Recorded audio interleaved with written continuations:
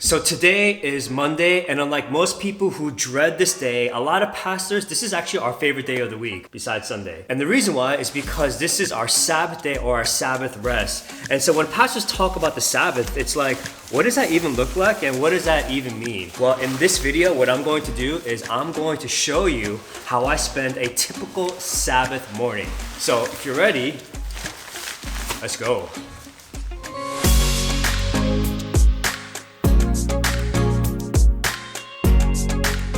So the very first thing that we're gonna do is we're gonna grab something to eat. Now there are two types of people when it comes to food. There are people who eat to live and people who live to eat.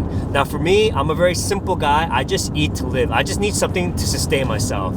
But at the same time, I love tacos. And so we're going to this taco place called Carmelo's Tacos. I've never been there before, but it got pretty good reviews. And so we'll go there and then we'll talk about it. Good job. How are you?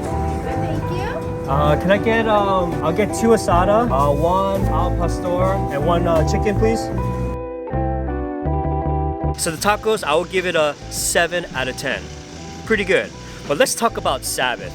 What is Sabbath? Well, we see this very clearly in the first book of the Bible, which is Genesis. And in Genesis 1 and 2, God created the world in 6 days, and on the 7th day, He rested, which is the Sabbath. Now, God didn't have to rest. He's God. He's all powerful. But He chose to show us an example and to show how important and significant Sabbath is to you and to me. And notice how the Sabbath existed before the fall of humanity. Sabbath was a part of God's perfect plan and design for Adam and Eve. And so to God, work and rest are important.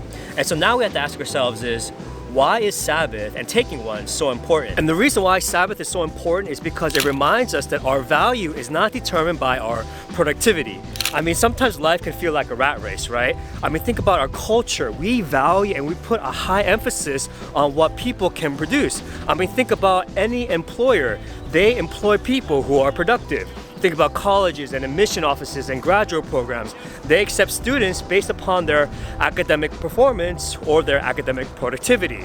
And so the reason why we have a hard time resting is because we feel like if we do take a rest, then we're gonna fall behind. And so a lot of us, we tie our self-worth to our work. And if you think about it, God was not more valuable on days 1 and 6 than day 7. We would never say that. The fact that God rested doesn't diminish His glory or His worth. The gospel message teaches us that we are loved not because of what we produce or what we have done, but it teaches us that we're loved because of simply who God is. And so that's something that we have to remember. It's okay to take a Sabbath. It's actually commanded in the Bible. And so take a Sabbath. And now we're gonna do one of my favorite things, and that is to go to a cafe and get a nice cup of coffee and to just read a book.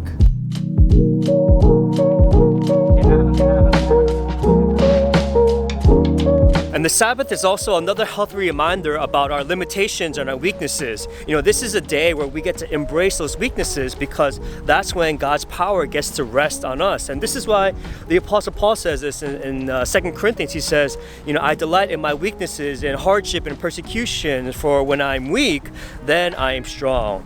And so now we kind of have to ask ourselves, how do we Sabbath? And what does that exactly look like? By the way, let's take a look at this. It looks so nice. Very beautiful, very, very beautiful.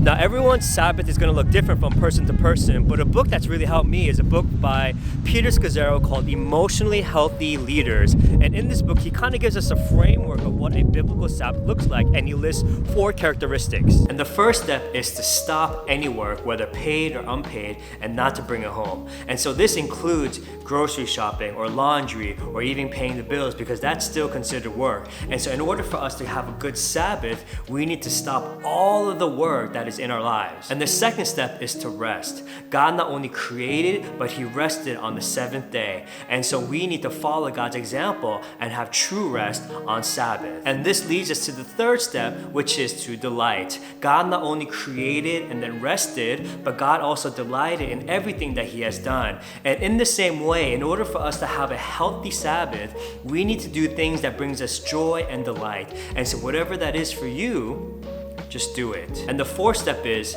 contemplation.